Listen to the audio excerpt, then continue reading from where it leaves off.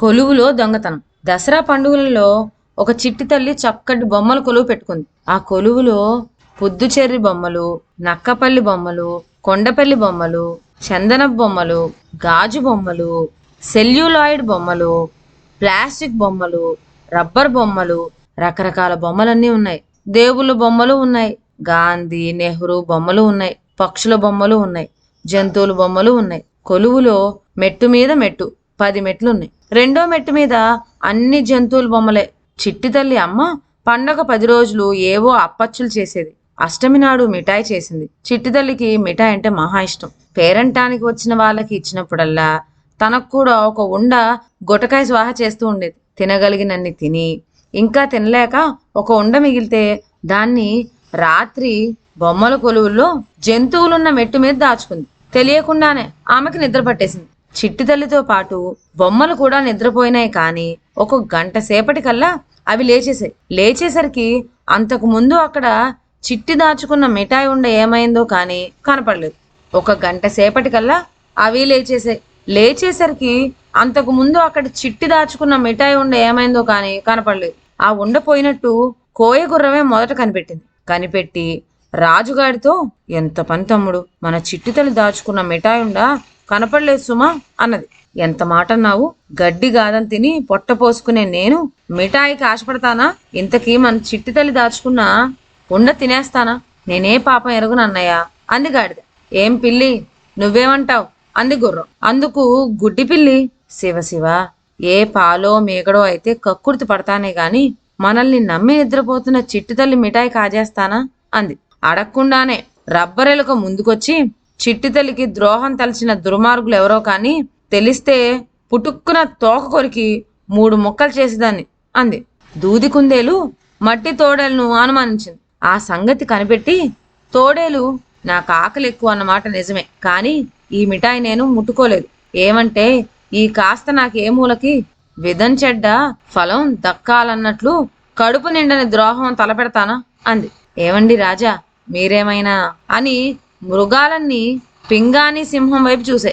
ఎంత మూర్ఖులరా మీరు, అవసరమైతే ఏనుగు కుంభస్థలాన్ని బద్దల కొట్టి తింటాను గాని మన చిట్టితల్లి దాచుకున్న మిఠాయి దొంగిలించేటంత నీచున్నా నేను అని ఒక్క మాట గర్జించింది సింహం.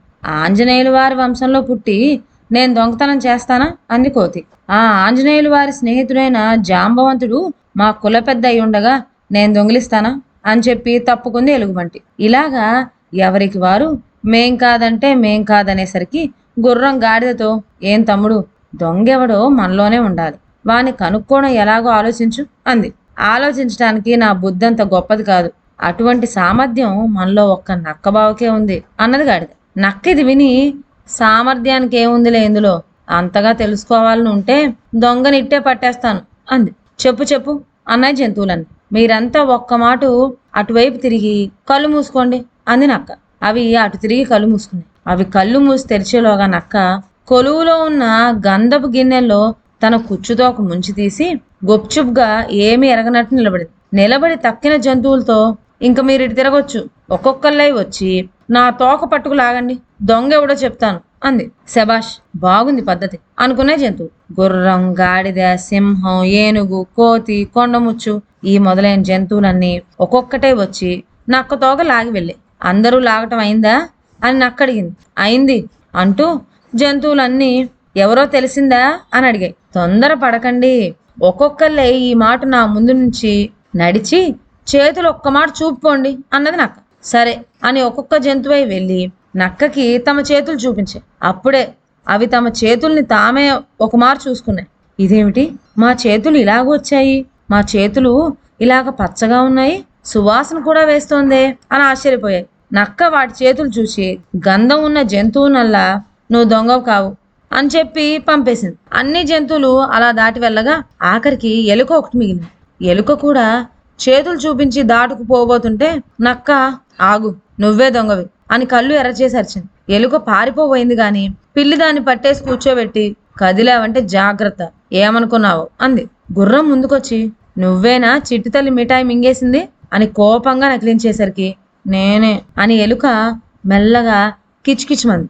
కోతి కిచకిచలాడుతూ ముందుకొచ్చి, ఎంత నంగనాచివే, దొంగెవరో తెలిస్తే దాని తోక పట్టుకొని కొరుకుతానన్నావే అంటూ ఎలుక నోట్లో దాని తోకనే కుక్కబోయింది బలవంతంగా. సింహం అడ్డు వచ్చి, తప్పుకో, శిక్ష విధించాల్సింది నేను అని కోతిని ఆజ్ఞాపించింది. నక్కకేసి తిరిగి, మంత్రి పుంగువ, ఈ మూషికాదముడు చోరుడని నీకు ఎలా తెలిసింది అని అడిగింది. నక్క నవ్వుతూ, ప్రభు, నా తోక లాగినప్పుడు దొంగెవరో తెలిసిపోతుందన్నాను గనక ఈ ఎలుక భయం కొద్దీ నా తోక తాకటమే మానేసింది. అందుచేతనే మీ అందరికీ అంటుకున్న గంధం దీని చేతులకు అంటుకోలేదు.